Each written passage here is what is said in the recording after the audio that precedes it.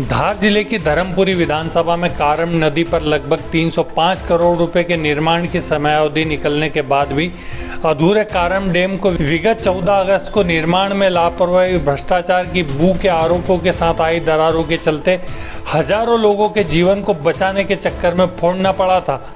इस दौरान कई मंत्रियों की मौजूदगी में प्रशासन द्वारा भारी मात्रा में डैम से निकलने वाले पानी के वेग की तबाही से बचाने को लेकर कई ग्रामों को खाली करवाया और स्थानीय लोगों सहित उनके मवेशियों व सामानों को सुरक्षित जगह पर पहुंचाया था।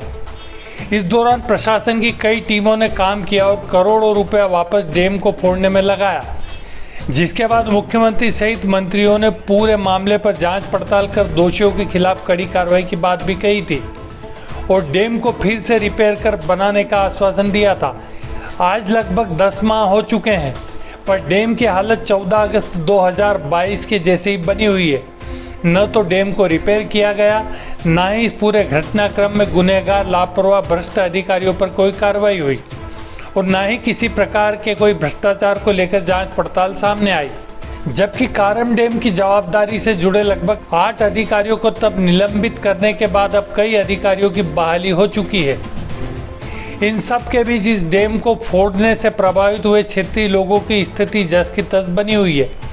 प्रशासन की ओर से 4 गुना मुआवजा देने के साथ ही तबाह हुए मकानों की राशि देने सहित ग्रामीणों को खेती के नुकसानी की भरपाई का आश्वासन मिला था।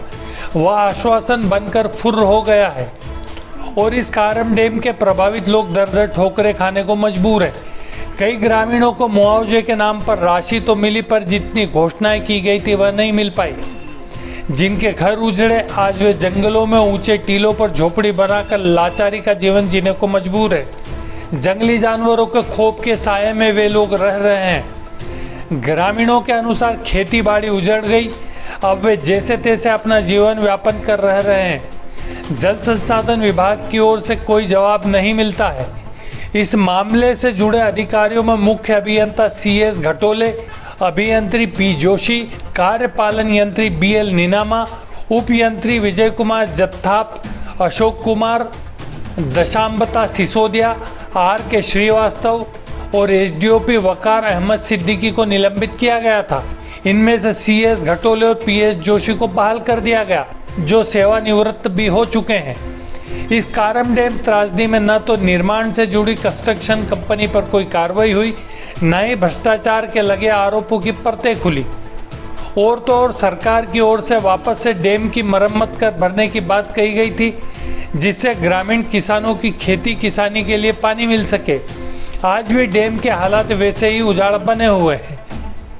अब फिर से बारिश शुरू हो चुकी है। कारम नदी जब अपने चरम पर होगी तो बाढ़ का पानी और कितनी मुसीबतें ग्रामीणों के लिए लेकर आएगा, यह देखना बाकी है।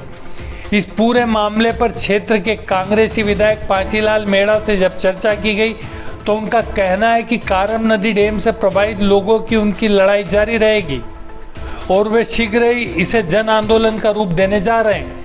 वहीं इस पूरे मामले को लेकर धार जल संसाधन विभाग के प्रभारी अधिकारी BP मीणा से बात करना चाहिए तो उनकी ओर से कोई जवाब नहीं आया। अब जबकि डैम फूटने के दौरान तमाम राजनीतिक दंगल और दांवपेच देखने को मिले थे, अब लगभग 1 वर्ष पूर्ण होने को है, चुनाव सिर पर है।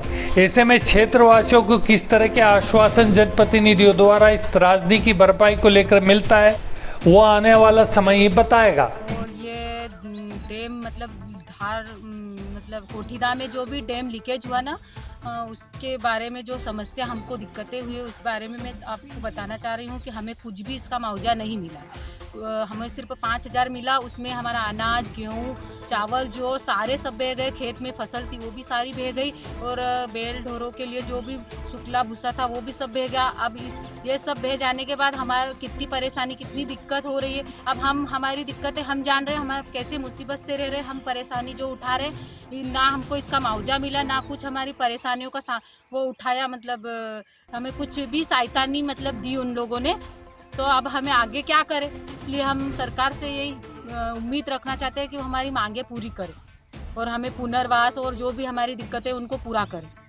हाँ, हुआ था नहीं, सब बह गई, फसल भी और मिट्टी सब बह गई, फसल, ये खेत और घर भी उधर से बह गए और सब अनाज भी नहीं दिया, खाली 5,000 दिया है। मुआवजा कुछ मिला नहीं, अभी तक नहीं मिला। अभी जैसे तैसे हमने तैयार करी है, अभी ये फसल बो रहे हैं, मिट्टी डालें, कोई मिट्टी डालें, कुछ नहीं करा, कुछ भी नहीं करा, अभी कोई दिया ही नहीं। अभी हम क्या खाए क्या नहीं, ऐसे कर रहे हैं, नहीं कहीं मजदूरी कहीं से कहीं नहीं, घर बैठे कुछ खाने का कुछ ये नहीं।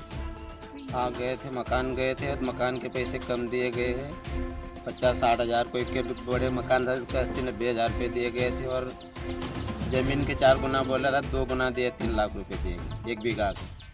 और पुनर्वास का बोला तो पुनर्वास भी नहीं दिया। और पक्का मकान बनाने का बोला तो वो भी नहीं बनाया। और सीताफल पेड़ पौधे के सबके पाइप लाइन ट्यूबवेल इनका ही बोला था कि इनके ही पैसे मिलेंगे, बाद में मना कर दिया। फिर हम वहाँ से उठा के यहाँ जंगल में रह रहे हैं। तो जंगल में तो शेर पे आते हैं, डर तो लगता है। बकरी वकरी को उठा के ले जाते हैं, केड़ा वेड़ा उनको। और पानी की बहुत परेशानी है, पानी तो टैंकर से डलवाते हम तो। हाँ गई थी, ज़मीन डूबने गई थी। जब हमारे गांव वालों को इकट्ठा किया गया था तो उस समय उन्होंने बोला कि आपको 4 गुना पैसे मिलेंगे और 18 साल वालों बच्चों को भी पैसे देंगे। तो उन्होंने लोगों ने हमारी ज़मीन भी डूब में चली गई और अच्छी तरह से मुआवजा भी नहीं दिया गया और घर बेघर हो गया। और हम वन विभाग की ज़मीन में हम यहाँ पे पड़े, यहाँ पे सब चीज़ों का सामना करना पड़ रहा है। चीता है, शेर है, सब चीज़ों का। हमको ना तो प्लाट दिया उन लोगों ने और ना मकान बना के दिए अच्छा तरीके से। तो कोई मुआवजा तो दिया ही नहीं हम लोगों को, तो हम दूसरी ज़मीन खरीद लेंगे।